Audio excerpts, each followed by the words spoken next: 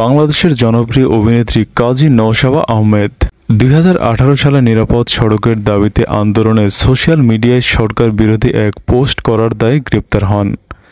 তার সঙ্গে ঘটে যাওয়া ঘটনাগুলো বেশ আলোচিত হয়।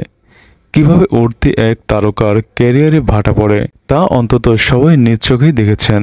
কিন্তু নওশাবার ব্যক্তিজীবন, সামাজিক জীবন, এমনকি মানসিক শারীরিক অবস্থার তখন কি হয়েছিল সে কথা কেউ জানেন না। কারণ এ নিয়ে পরে শব্দটিও করেননি এই অভিনেত্রী। সোমবার নিজের কাজ ও গ্রেপ্তারের দিনগুলোর কথা জানিয়েছেন নওশাবা। ২০১৮ সালে গ্রেপ্তার ও রিমান্ড নিয়ে কি ঘটেছিল। নওশাবা ২০১৮ সালে নিরাপদ সড়কের দাবির আন্দোলনে শিক্ষার্থীদের সঙ্গে আমি ছিলাম। ঘটনার দিন ৪ই আগস্ট বিকেলে ধানমন্ডিতে শিক্ষার্থীদের সঙ্গে দুর্বৃত্তের ধাওয়া পাল্টা দেওয়ার ঘটনায় ফেসবুক লাইভে আমি বলেছিলাম, আমরা যদি ১৯৫২ সালে পেরে থাকি, ১৯৭১ সালে পেরে থাকি, তবে এবারও পারব। আপনারা ছাত্রদের পাশে দাঁড়ান। ঘটনাস্থলে যেটা হচ্ছে আমি সেটাই বলছিলাম। এসব কথা বলার কারণে আমি রাজাকার কিভাবে হলাম, এখানে মুক্তিযুদ্ধের চেতনাকে কোথায় আমি নিচে নামিয়েছি। তবে হ্যাঁ, লাইভে দুই একটা ভুল বাক্য থাকতে পারে, তাই বলে কয়েক দফা রিমান্ড। আমি বুঝেই উঠতে পারিনি আমাকে রাষ্ট্রদ্রোহী, গাদ্দার বা গুজবের রানী কেন বলা হচ্ছিল। তখনই বুঝে গেছি এদেশে সত্য বলার পরিস্থিতি নেই। আয়নাঘর কিনা সেটা বলতে পারবো না, তবে কালো কাপড় দিয়ে আমার চোখটা বাঁধা ছিল। এইভাবে ২১ দিন বিভিন্ন সময় আমাকে বিভিন্ন জায়গায় নিয়ে যাওয়া হয়েছিল। শোনা গিয়েছিল আপনি দেশ ছেড়ে যাবেন। পরিবার সহ আমার অনেক আত্মীয় আছেন যারা বিদেশে থাকেন, তারা আমাকে সেখানে যেতে বলেছিলেন, কিন্তু আমার জিদ ছিল আমি দেশ ছাড়ব না। আমি জানতাম এমন দিন আসবে আমি বলতে পারবো আমার দোষ ছিল না, আমি তো চোর, রাষ্ট্রদ্রোহী বা রাজাকার নই। আমি বাংলাদেশি, আমার কোনো রাজনৈতিক পরিচয় নেই। আমি নিতান্তই একজন শিল্পী।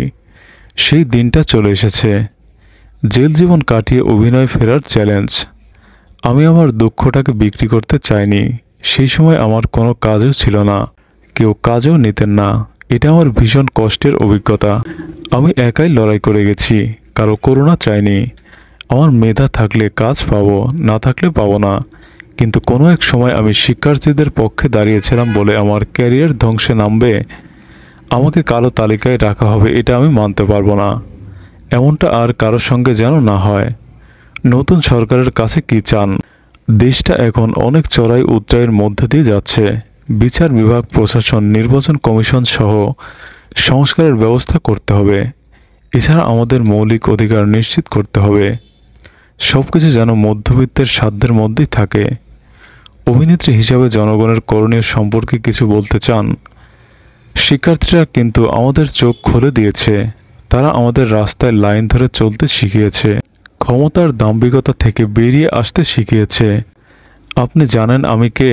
এইটা যেন আমাদের মধ্যে আর কাজ না করে। আমি কে এটা বলা যাবে না। আমরা হতে হবে।